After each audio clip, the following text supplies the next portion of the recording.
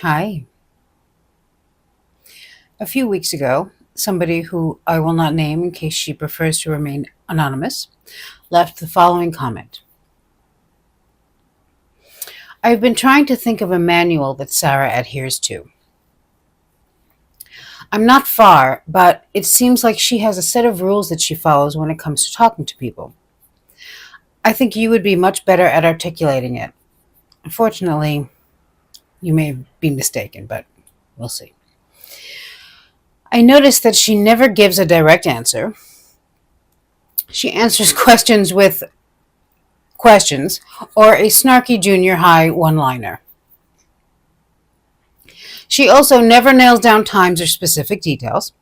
She gaslights every scenario to a self serving narrative. She deflects. She talks from both sides of things, like, I blame it on the wine.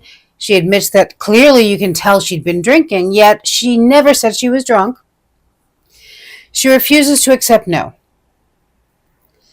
She chooses to reframe the question to everyone until she wears people out, like Delilah wanting Samson to tell her why he is so strong.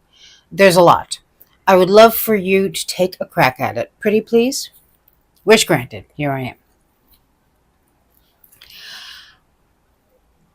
Side note, I know two Shih Tzus named Samson and Delilah looks like Lonnie Anderson.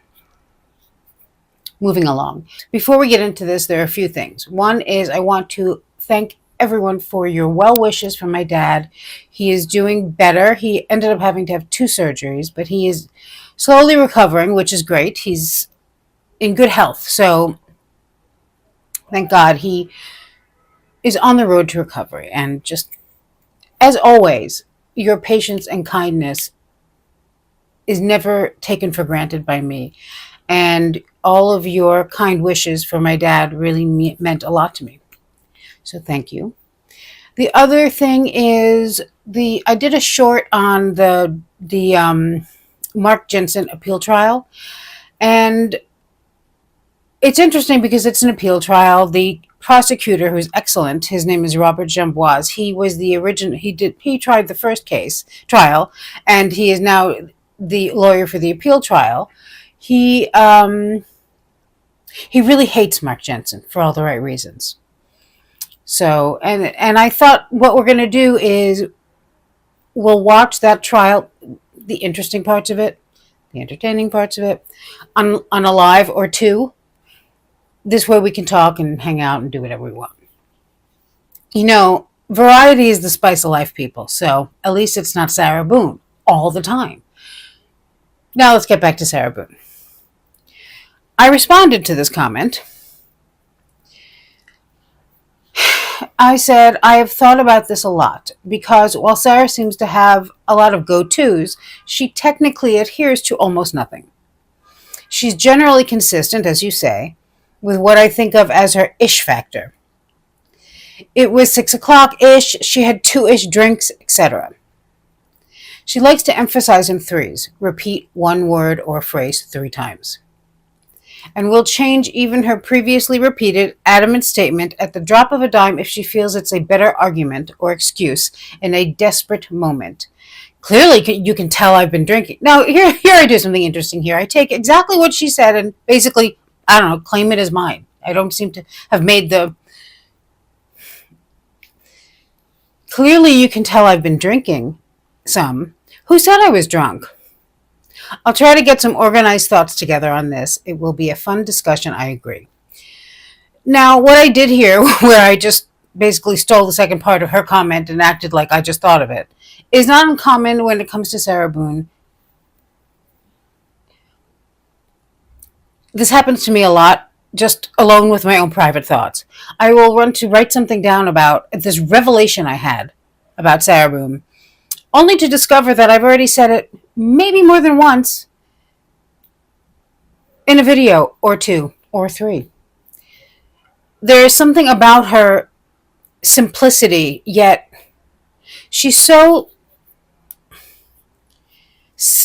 lazy and simple and not so bright, stupid, yet so confounding. And that combination is She's so hard to figure out just as a fellow human being. Forget her hair. I mean, we're just that. How do you have the hair like a baby duck that somehow also looks like a helmet?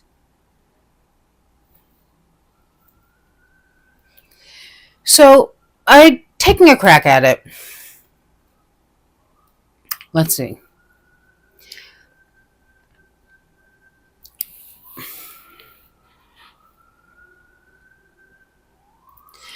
I would say, first of all, that a manual implies to me kind of a weighty manuscript. And I'm not even sure that Sarah's handbook could be what I'm calling Sarah's handbook, could be a booklet, because she is, as I said, very lazy and very simple. It might just be a pamphlet. I don't know. I'm not sure she has enough. I'm not sure that there's enough there to even flesh out more than a couple pages. But I'm sure I'll be able to run my mouth plenty. So I think Sarah has one overarching message, and that overarching message is, I am a superior human being. I am better than everyone else. And how does she prove this? How does she show this? She simply states it, and that should be enough. She is an exceptional inmate. She sees herself as somebody who she's an exceptional inmate. Let's just look at that for a second. Here she is in the Big Bay. She said this when she was in jail, with all these miscreants and mere human beings, while she is there with her crown atop her head, the aforementioned helmet head. She's just waiting to be recognized as the deity that she is, I guess. So the overarching message is, she's better than everyone else, period. Her key objectives are to get what she wants, which is one of three things: revenge, sympathy, not to be held accountable for anything ever.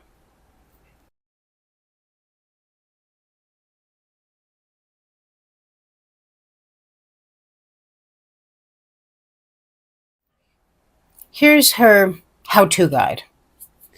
1. Simply state with conviction how superior you are, as I just said.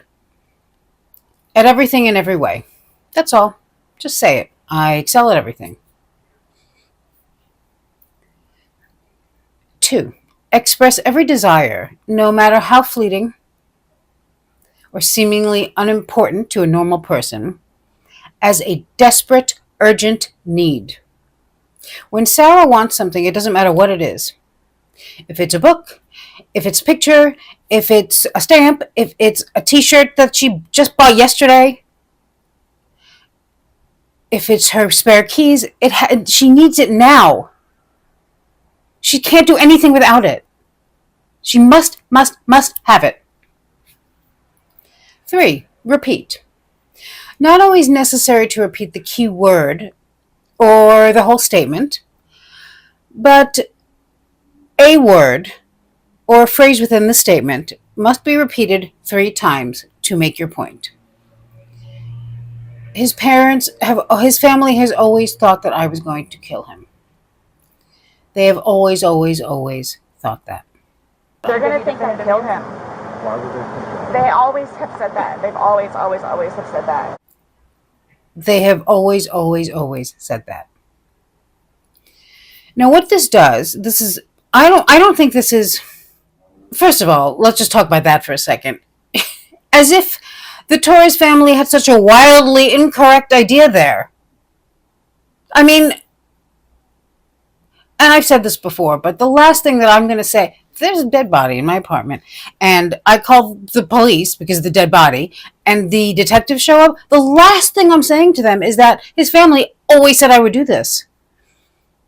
But she's so entrenched in that victimhood and that narrative, that false narrative that she's created, that, this family, they've all victimized her. They don't understand her. they just don't like her for no reason, you know. And they've always said this. They've just always, I mean, I think what she's actually trying to do there maybe is, as we know, she always says that they're going to come kill her. Nobody ever cares about that because it's ridiculous. And also, that's not you. You can't call the cops about one person and then try to get the whole family taken away. I mean, I don't know what she thinks she's doing there, but it's ridiculous. They always tell her that it's ridiculous. That does not stop her from doing it every time. So what she's doing here is she's saying, you know, Sarah wants to control the narrative because, first of all, Sarah does not like being proven wrong and does not like other people being proven right. My guess would be, although hard to say, she's so crazy, but the fact that she told Brian that soothsaying is not a job and that crystal balls are just dust collectors because he said that she's not getting out of jail or prison. The fact that he was right about that, I would imagine, bothers the hell out of her. However, she's got her appeal that she seems convinced is going to set her free. Where was I? Right. Sorry. Repeat threes. So what this does, they always have said that, is it, and not only reiterates it, and it takes kind of a half-assed, anemic argument that has no validity to it. It bolsters it with just time. It just takes longer to say. It makes it a longer statement. Not much longer, but longer. They've always said I was going to kill him is like a throwaway. They have always said that. And then, of course, she adds to it. There's, you know, it's bookmarked by other things that are of similar sentiment. So now she's taken a little more of these people's day with this nonsense. And it makes it seem more substantial. She does this a lot, and it's always threes. This is also an example of her perpetual victimhood. She's always the victim of violence, of slander, of her whole family is deceased. It's almost as if she thinks every single member of her family, which, of course, as we know, they're not all dead, but to have her say it, it's like they all died just to spite her, just to leave her, I got no one. But she doesn't talk about it that much, really. She brings it up when she has to. You know, she started to use it more recently, like in court, but I mean, she doesn't bring it up in her interrogation. She only mentions it when they ask if she can go anywhere because she's telling them that they've always said that and they're going to come kill her. But really, she doesn't seem to be all that affected by it, and she's very busy saying she has no family, yet also begging her brother for anything she wants desperately.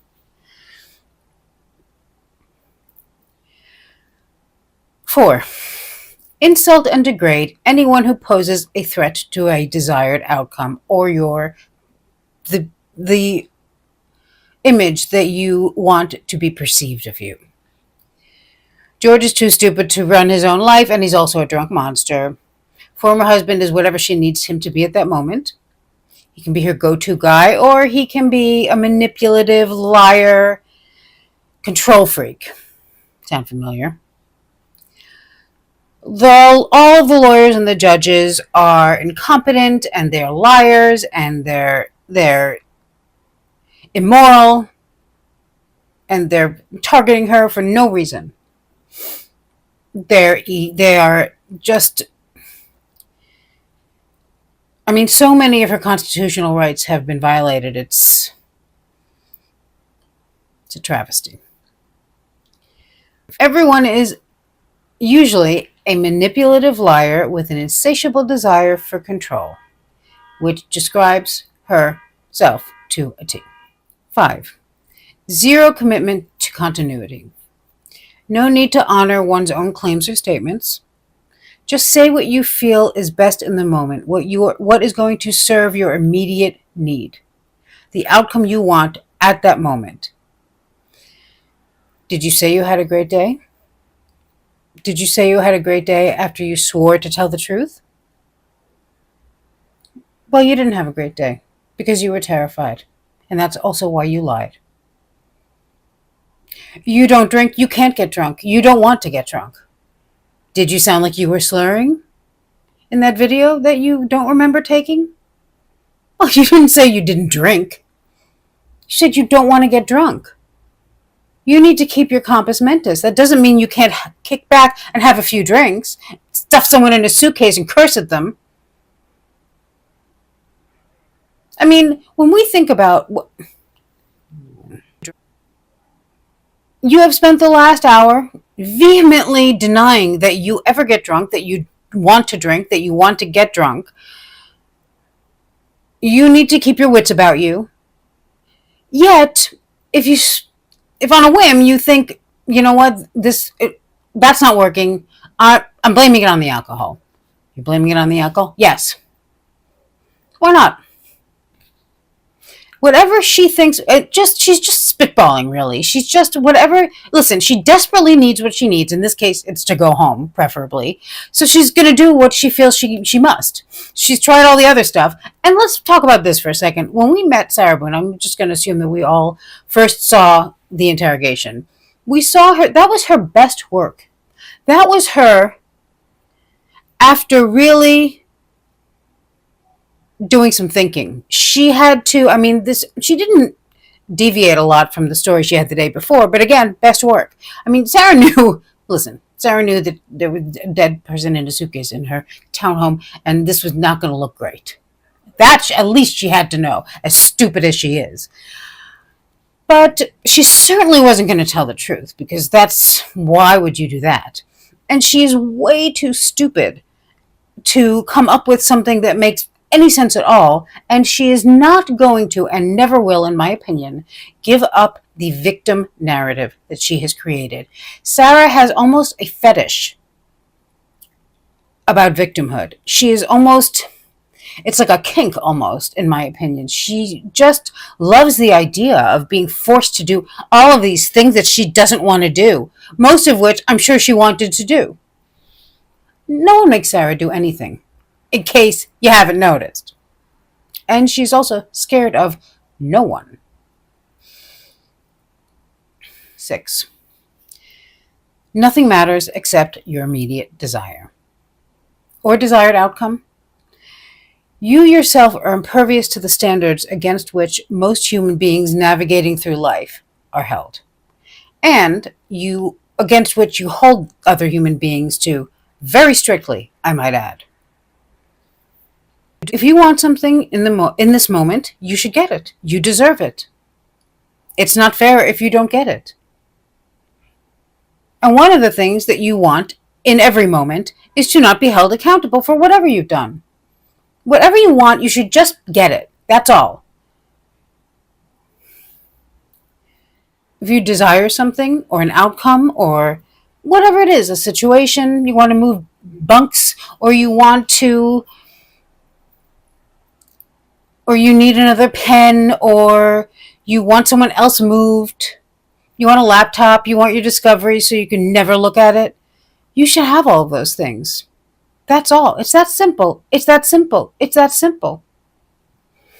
I believe that, first of all, the main reason that any of this, as the original comment said, was successful for Sarah for a little while is because nobody wants to deal with her mess.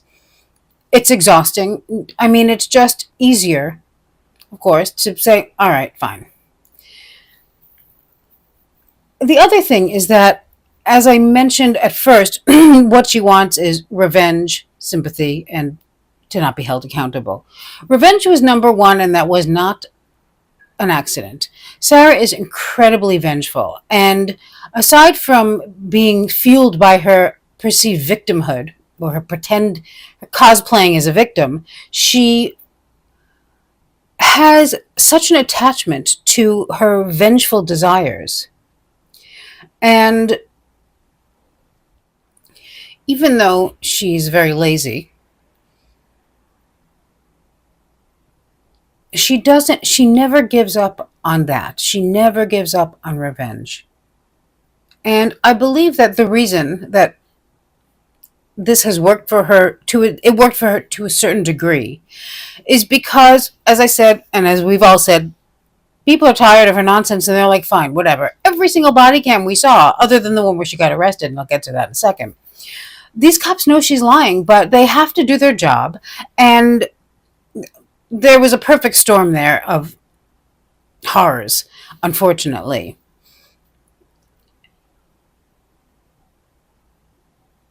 You know, her mouth is just constantly going. She's lying, but she's not shutting up. You know, I just want to sleep. I just want to sleep. I just want to sleep. She was arrested that first time that she called 911, and she never let that go. She has still not let that go. She was so angry about that, learned absolutely nothing except for not to let that happen again. That prompted her to call more, to punish George as if that was his fault. That vengeful quality in her I have never seen in anyone. It is insidious. It is so part of who she is, and it really is at the core of what makes her such an ugly, ugly soul. I think that her key characteristics don't have much depth to them. They're simplistic, they're shallow, they're not very well considered by her or explored, in my opinion. She is simply trying to get from point A to her desired point B in the moment, whatever that might be. And she does whatever her knee jerk reaction tells her should be done. And I think that in microdoses, a lot of this worked for her because her, you know, if somebody tells me that they're a straight A student, I mean, aside from the fact that it's bizarre that a woman in her 40s is saying she was always a straight A student, my first assumption would be that she went to higher education, because it's really strange. She's talking about high school. And even though I would find it strange, I would believe her, because that is such an audacious lie and unnecessary and bizarre that it would plant, this is my opinion, it would plant a seed that this person has accomplished something simply because it is so out there. It would not occur to any of us to make claims like this. Always know what to do and how to do it. I'm an outstanding mother. I've helped him. All of these outrageous, untrue, could not be more false claims. We would not do that because it is bizarre. It is unethical. It doesn't feel good. It doesn't feel right. And it wouldn't occur to us that anyone would believe that. And what's the point? I mean, what is the point? But for Sarah, the point was quite literally to state that she is an exemplary, superior human being. That's why she's waiting for the crown to be placed on top of her head.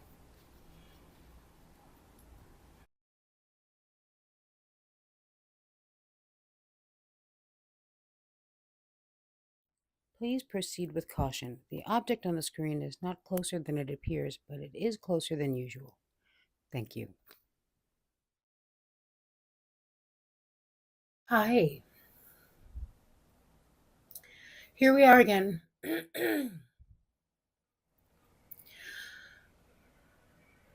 Sarah's handbook was not originally intended to be a two-part. I decided, you know what? You forgot some stuff, and also you're going to want to talk about the comments and all that. So I was like, part two. And here we are in part two. It turns out I don't really have that much of a part two, but I have just as much of a part two as I did a part one. So there you go. I'm also going to try something with this video where I'm just going to keep talking and not worry about, not making any sense or trailing off to another subject. And because we all like long videos, and that's how I'm going to do it. We'll see how it goes.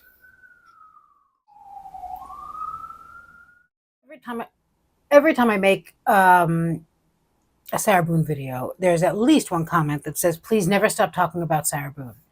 And I always respond, and I'm telling you now, I'm never going to stop talking about Sarah Boone. So do not. I couldn't if I wanted to. And I guess we all feel that way because here we are. And I've often thought about what it is about this case that um, has us in such a chokehold. But in part, and it's not that I don't find other cases interesting. I do, but they are not. They don't prompt as much thought and conversation as Sarah Boone does. And I think in part it's because of her and how, as I always say, impossible to figure out yet so stupid and simple. It's the combination is in itself is confounding. But it's also because Sarah provided us with so much content, so much of a peek or a good look around, actually, a whole house tour of the way she thinks and the way she operates in the world and in the courtroom and in relationships, that there's a lot to talk about. And even the things that she, even her less ridiculous things are worth a think, you know. So we had, of course, I'm assuming let's say we all saw the interrogation first. That alone was a lot. That alone was not enough to draw me in. As I've said before, I just figured, this is a Florida woman does blah blah blah. That first I saw the headline, I didn't pay any attention to it. Then I saw the interrogation. I was like, wow. But after that, I didn't think about it that much. I remembered it and I thought it was crazy, but it was almost too crazy to think about. And I have had cases where, for example, the Lori Vallow and Chad Daybell case and trials, when Chad Daybell's trial in particular was over, I guess that must have been the last one, which is why I felt this way. I was not done talking about it, and I wanted there to be more coverage, more discussions. Um, we knew about the case, we had seen the trial, we had heard from the jurors, and it was over. So after a week or two, I was able to just move along. With Sarah, however, we didn't just have the case and the trial, we had the interrogation. We had some other body cams, I believe was next. And everything I'm listing here is completely crazy and just nutso. So I'm not just listing up, as all of you know, I'm not just listing a bunch of stuff. Interrogation, various body cam, letters to the court, hearings in the courtroom regarding her various appointed attorneys, etc. Being forced to be pro se, not by choice. Owens. Letters throughout up until Owens, there were letters. Trial. The jurors never spoke. So there we were, stranded at the drive-in, feeling like a fool. And then there was more. There was something. Oh, right. Oh, my God. How could I forget? What is it? What was the thing I was going to say that? Oh, yes, her allocution. Her scorched earth. Didn't think it was possible. Shocked us by how evil she really is. Allocution. After that, then she was sentenced, and then that was the first time I really could see even, I would say a light at the end of the tunnel, but I don't mean that, okay, I'll be done with this soon, because I don't know if I knew yet, but I've come to realize, and I wouldn't have been surprised to think I might never be done talking about this. But that's when at least justice was served, so we could unclench for a second and watch the Lori Vallow make an idiot out of herself. She gave a little more in the second one, but by then I was done with her. Because she went pro se and all that. Lori Vallow is much smarter than Sarah Boone. This probably goes without saying, but I just feel the need to say it anyway. Then we had, of course, family court. Letters to family court we'd already seen for the most part. And we'd also seen, now we've seen her jail texts, her behavior write-ups, all of those things. So we've seen that, her writings with her brother and Lana and her child, and all the letters she tried to send to Helen and Keller that for some reason were returned to sender. But R was backwards. That's how you know that they wrote that, return to sender. And then we had the family court, which, I mean, and the letter that we just got. That's not even, I haven't even, I mean, the letter is, it's actually some of her not least stupid, very, very stupid, very bad for her. I mean, not, much like her allocution, it will achieve the opposite desired effect. But we had no doubt there. And so here we are, and I think that is part of the reason that, along with her bizarre, hateful personality, that we are still here and still engaged. I also believe that Sarah Boone is more of a discussion than just Sarah Boone and just her crime and her behaviors. Sarah Boone is a discussion about cruelty. It's about evil in a place you might not think you would find it. I mean, there are plenty of drunk, neglectful mothers out there. Actually, no, maybe you would think you'd find it there now that I put it that way. But that kind of malignant, toxic to the core, I don't see a lot. And certainly not the combination of I'd sell at everything. The whole combination there is, she's just proof that there are real people in the world who will sneak into your life like a thief in the night and steal yourself from yourself. Unlike Big Daddy Kane, who will sneak into your life like a thief in the night, lick your body all over and squeeze you real tight. Nibble all over your neck, give it back a massage, and say, "Ooh, I like it just like the body." Sneak into your life like a thief in the night. Lick your body all over and squeeze you real tight. Nibble all over your ear and give your back a massage. You'll say, "Ooh, I like it just like the bars." Sarah has done what Sarah does. She overwhelms, as George said. She provides a forced deluge of assaults from all directions. She sat on her lazy ass in the Big Bay, orchestrating whatever attacks she could. She used a third party, not when she just had to, but when possible, because very, very lazy. As we came to find out, but we're not surprised by, she was currentistically assaulting her son, assaulting her brother, assaulting her friends. No one is safe. Sarah attacked who she was left with, one of whom she had already killed. The only people who loved her. Let's further explore the handbook, or what I call Sarah's Wranglings, or It's Not Fair for Dummies. Her attempts at manipulative practices.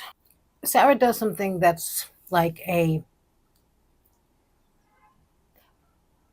manufactured, established history. I know, and everybody knows, that had I known to be prepared, I would be prepared. She does this a few times, at different times, letting you know that it's not just me, because she can say I would be prepared, but why would anyone believe that? So Sarah states, and as we've said many times, for Sarah, saying something out loud makes it so.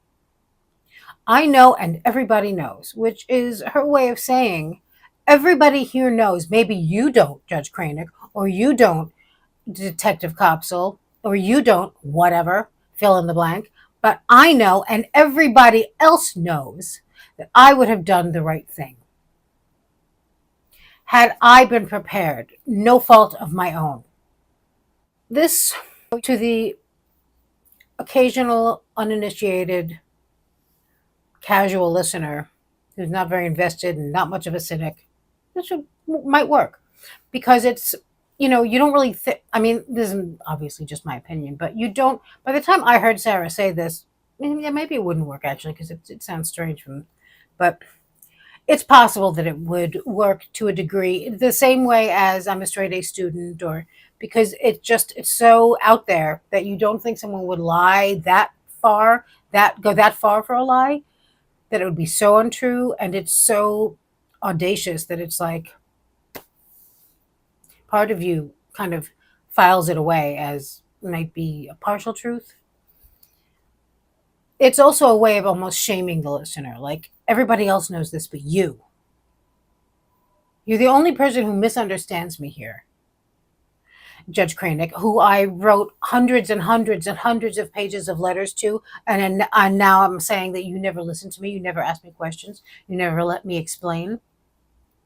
What I don't understand about Sarah is how she doesn't understand that she can't explain. That is her problem. When she has to explain something, she actually starts to stutter.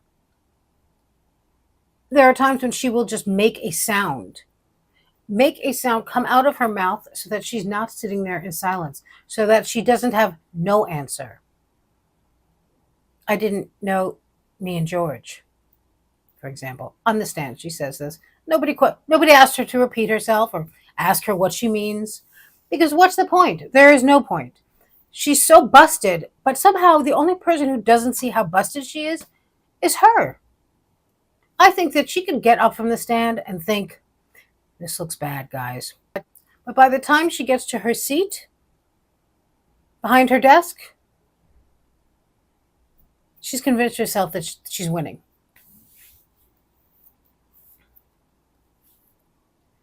I looked into what they call magical thinking, which is a common trait with OCD. But it seems, from what I understand, and if anyone has more information about this than I do, which might be all of you, let me know, please. And because I've heard it used before in different ways, and I thought it might be magical thinking, meaning, kind of like the way Sarah does, where she keeps putting her trial off and just thinking something will, eventually something will happen, and this will just all stop. But from what I understand, it's more of superstitious behaviors. If I do this 3 times, something bad won't happen, or kind of thinking that, not delusion, but thinking that your thoughts can change an outcome.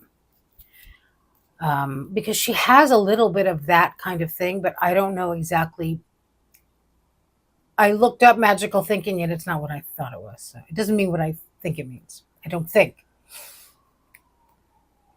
Sarah's claims of superiority and accomplishments are the delusions of a crazy person, but she's not really a crazy person in the way that we would think, or I would certainly think of a delusional crazy person. I equate that more with somebody who's actually talking to themselves, screaming, unwashed, living on the street kind of thing, or living in an institution, someone who can't be on their own. As the NYPD calls them, EDPs, emotionally disturbed persons. Another reason that I know and everybody knows sounds strange is that most people don't speak for everyone. It's also an example of how thinly veiled Sarah's objectives are. I know and everybody knows, so I've already established that. Don't question it.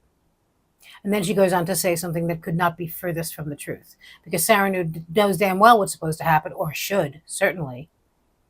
It's like her saying that the reason she was having such a hard time with her case law during the family court trial hearing /hearing is that she was on the phone. It's very difficult on the phone with a limited,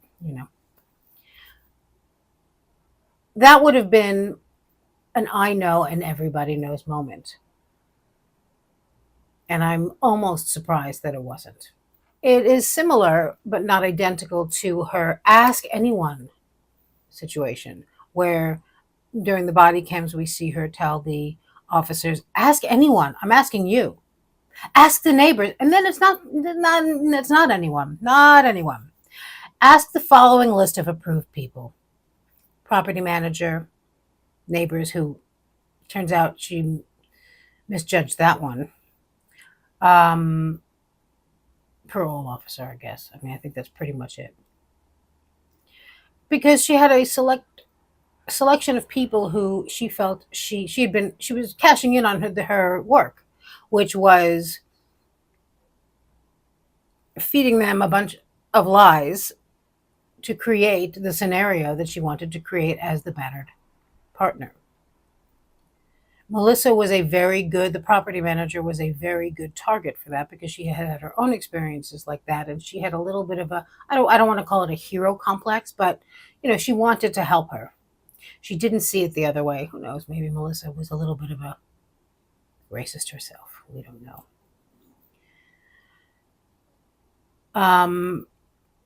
But either way, she asked anybody. She is establishing her truth with witnesses and history and what to her thinks will seem like valid evidence and proof. Don't ask the maintenance worker guy. Don't ask George's family, obviously. Don't ask his coworkers or boss. Don't ask any of our neighbors who knew George before this, obviously. And don't ask the neighbors, because a couple of them I made claims against that they were sexually harassing me. It's just better if we don't just these two guys next door and Pearl Walker, who Sarah wouldn't even think of, because Sarah didn't think about Pearl Walker. Anyone who had enough raw exposure to Sarah, she did not invest time or effort into. But those who were uninitiated, didn't know George well, didn't know her at all, or didn't know either one of them at all, those are the ones that she laid down her groundwork with. And those are the ones that she would tell authorities to ask. My guess is that Kim may have made that list because, and something else interesting happens with what she says about Kim, but had Detective Lowen not mentioned to her that everyone in the building told him that she's drunk all the time, and which also Sarah did not see that one coming. I don't know if that's that uncommon, that some people who drink a lot and are visibly drunk a lot, if they know that, I don't know. I thought they did, but I don't know every drunkard in the world. So I think that had Detective Lowen not mentioned Kim, and that she wouldn't let her use the bathroom, I'm not sure if she would have said that Kim was automatically not nice. I mean, look, she seems to have liked Eli just fine, but she could not wait. Well, I wouldn't say she couldn't wait, but she certainly did not wait to throw him right under the bus, I guess, in hopes that they would just get up and go arrest him and forget all about her nonsense. Didn't happen, obviously. But what she says about Kim that I find interesting is she's automatically not a nice person, even after I went over there and introduced my son. Now, an invested mother, a mother who sees their child all the time and is involved with her child in earnest. I don't see, first of all, you really would not have to bring your son over to introduce him, because inevitably they would see you together and you could introduce him then. But Sarah can only maybe string together a couple of overnights before Brian has to come pick her son up. Brian. And someplace in Sarah's mind, she knows this, because she uses her son in a way that only a mother who really is not around their child that much would have to, and and by choice. Even after I introduced her to my son, she wasn't nice. Now, why should that make her nice? Not everyone likes children. Also, we don't know how Kim acted, and it doesn't matter. This is about Sarah's behavior, as always. Why would she think that she would just not be nice even after that? And who knows if that's even true, if she was just in a desperate moment kind of spinning a yarn about how nasty, how automatically not nice Kim is. But the fact that she would even mention that she introduced her to her child and she was still not nice. Because Sarah, and I would not be surprised if she did introduce her, just like she did the officers. Sarah wants to make a good impression. She drags out that poor child because she feels that just doing that makes everyone think, what a mom, what a mom, what an involved mom. She introduced me to her child. Yeah, I haven't seen him around here since. That was about 3 months ago. The truth is, of course, and I believe that that behavior shows me that there is, and I do think there's a part of Sarah that knows the truth about herself more than we do, even, which makes it even more, well, I don't know. I don't know at what stage she starts to delude herself, and I don't know what form it takes. But Sarah knows, in my opinion, deep down, or maybe not so deep down, I don't know, that she's the kind of mother whose child would have been taken away already had she not had another parent to take care of that child. And I've said this before, or I said it once before, but Sarah is locked up with women who are away from their children, whose children might be going through the foster system, whose children might be with their drunk mother, whose children might be with their worse husband, ex-husband, whatever it is. And Sarah is carrying on and complaining about this man who is taking better care of their child than many, many, many parents, and some decent parents. I mean, some people believe in hands-off parenting, but they are still parents. Not once does Sarah think, and I've said this long before we saw any of her texts to Brian or any of that, because it's Sarah. Not once does Sarah think, I'm so lucky to have someone take me. I can't even imagine how I would feel or what would happen if I did not have Brian taking care of my son. She never has to worry. That child is provided for and loved in every way. Sarah, of course, does not care about that, which shows us how little she cares about her son. It's not surprising, because that she cares about her son really the way she cares about everyone, which is not at all, which says something, because that is her son. It's just another tool of control for her. She just wants to weaponize him and weaponize herself as the mother. I like to think that some of the women in that prison with her hear her nonsense and don't like it so much. And if I had to guess, I would say that I don't think the visits are going to last very long, because once a month can really creep up on you, especially when it's going to see Sarah and driving for an hour and a half. Both ways.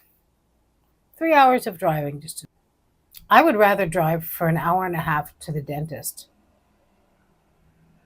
and back. One of the other reasons that I think Sarah is somewhere aware of the truth, what she really is because in many ways, and we've said this before, this is nothing new, of course, she addresses the truth with her lies. I know, and everybody knows that I would have been prepared. I'm an outstanding mother to my son, all of those things, all the things that George forced her to do. I mean, now we know the things that she did, and that George didn't force her to do them, obviously, but we wouldn't have known any of that had she not offered it up in her allocution. Even her immediate claim in the interrogation, I didn't lay a hand on him. Unprompted, really, I might add. She had not been accused of anything. This was a confusing crossroads for Sarah, because Sarah did not expect, she didn't think of every single scenario, or really even one, except for that she could just ramble off what she wanted to and then break the fuck out. Sarah did not realize that well, I mean, I believe she was told that they wanted to discuss the autopsy, but somehow Sarah was convinced that, the doctor wouldn't, the medical examiner would be like, it looks good, he looks good, he looks Puerto Rican, violent, but he's fine. Maybe he choked on one of his teeth. I don't know. Who cares? So now, when Sarah was confronted with the fact that there was an autopsy done carefully and that the medical examiner found that he was covered in bruises from what looked like it could only be a brutal assault, Sarah was very taken by surprise by this, and she came up with, I didn't lay a hand on him. Now, Sarah knows that she's had spent the night in question, and my guess would be many, many nights, physically assaulting George. So that's the last thing she's going to admit to. What Sarah forgot in that moment is that she is the victim. She didn't think she was going to have to twist his, I don't know why, because it happened before and she certainly never forgot it when she was arrested. She was going to have to twist this whole narrative around and set it on its head so that she could figure out how to be the victim here. Because once again, she had that established false history. She had called 911 many, many, many times and given them many very unconvincing, very drunk, false accounts of what happened. She knows and everybody knows. Just ask the deputy and ask the sheriff and ask them.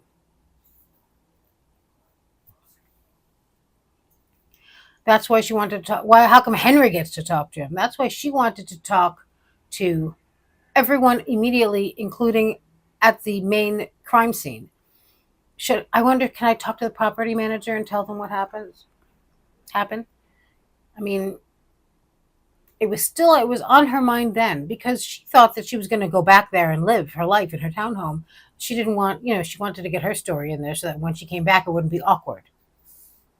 Clearly not having read the fine print on her lease that said killers not allowed. So Sarah really screwed herself with this. Nothing would have helped with this. I mean, you can't. What Sarah didn't know is that nothing would have helped her except for some remorse and the truth. At least some remorse.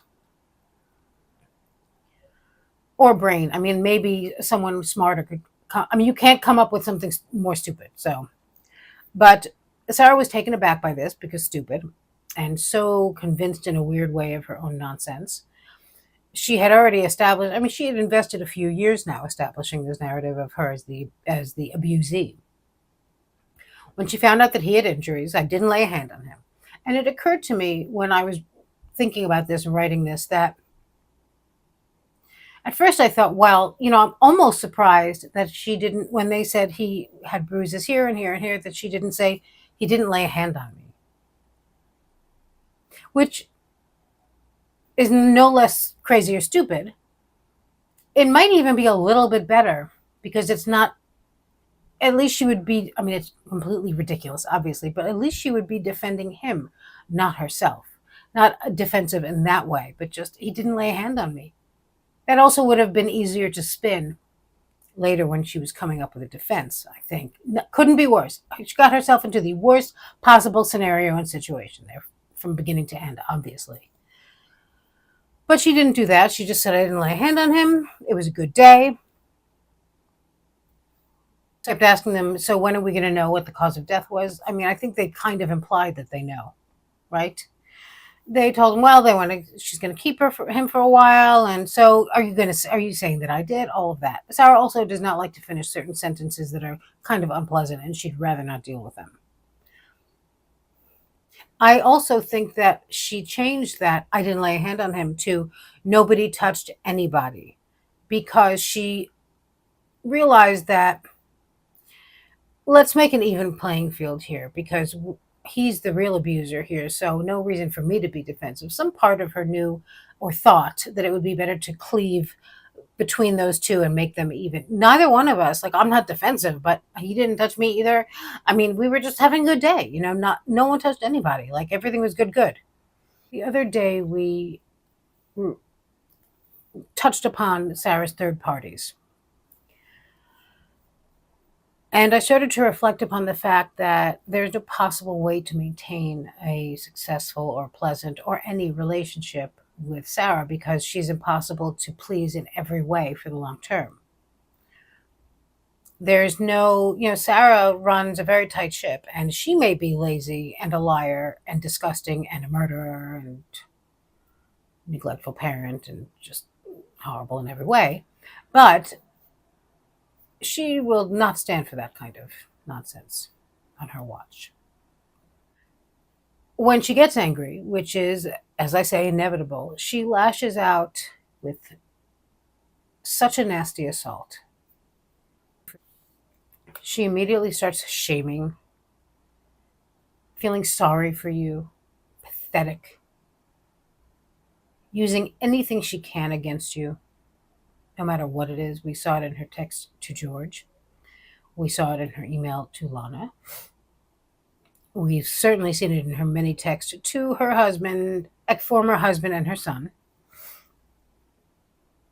And it occurred to me that not only because of how Lana was friends with Tanika at the time of her death, and how she had also kind of been starting to become one of us. We had chats with her and interactions with her, and she was welcome by most of us, not all of us, which is fine. Everyone is entitled to their feelings.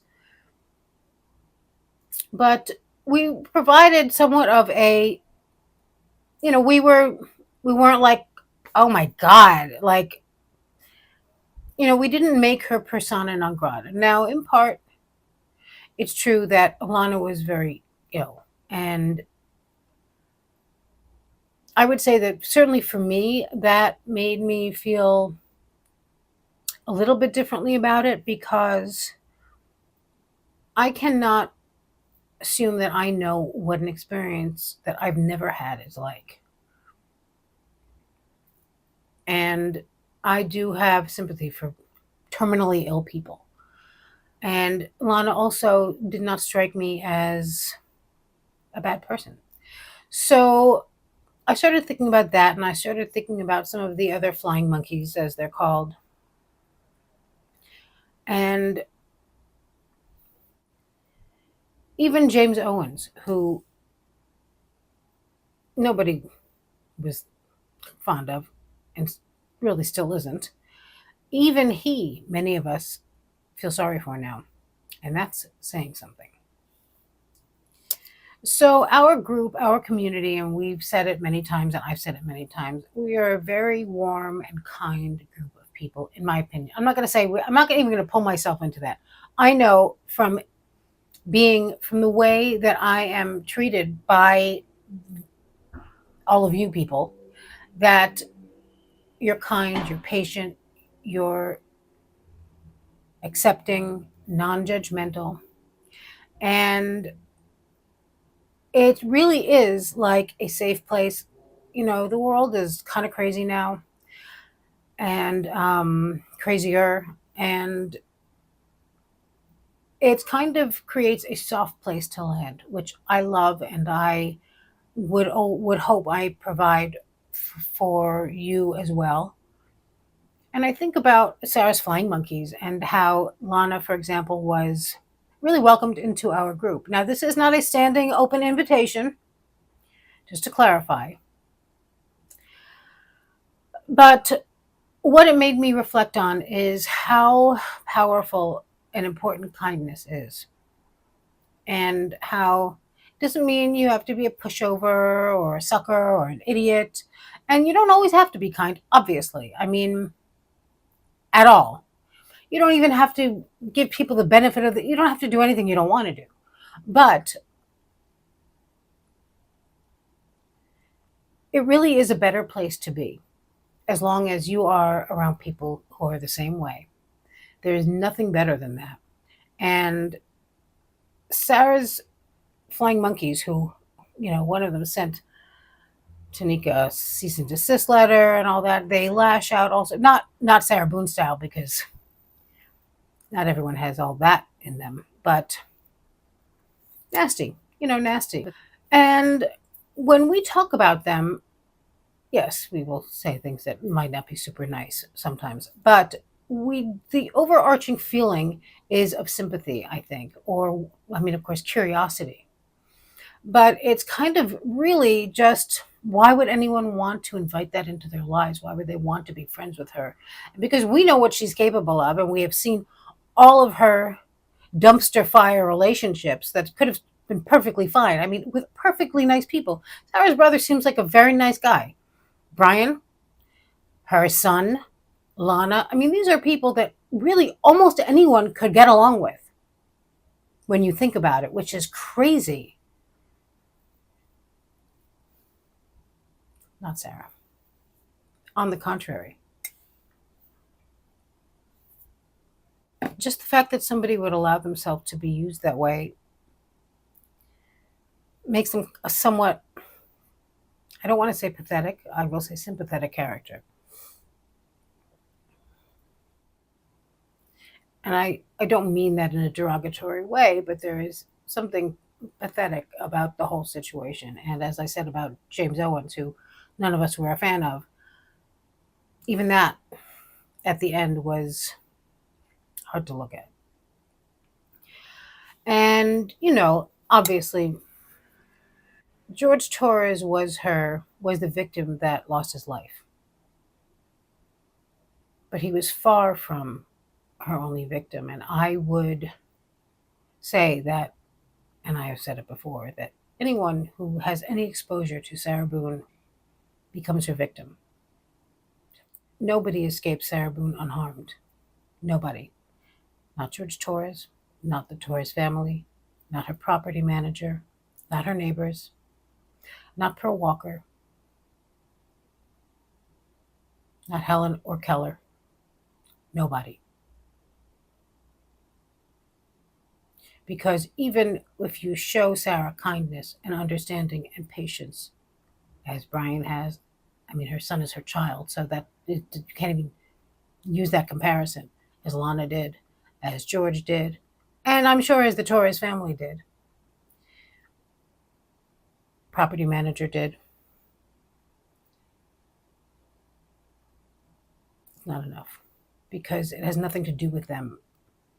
This is all about Sarah. And Sarah fucks everything up because Sarah's horrible. And when people start seeing that, she has to blame anyone but herself. And she does that with her false established histories, proving herself right and the accuser only wrong. Everyone knows, but you don't know for some reason. Why can't I get my discovery? Why can't I couldn't, I only got through one of them. I know, and everybody knows, that I would have been prepared. He's making it seem like my, in quotes, drinking problem. Sarah was just trying to keep her son safe, that's all. Because she is a good mother. She would never put her child in harm's way.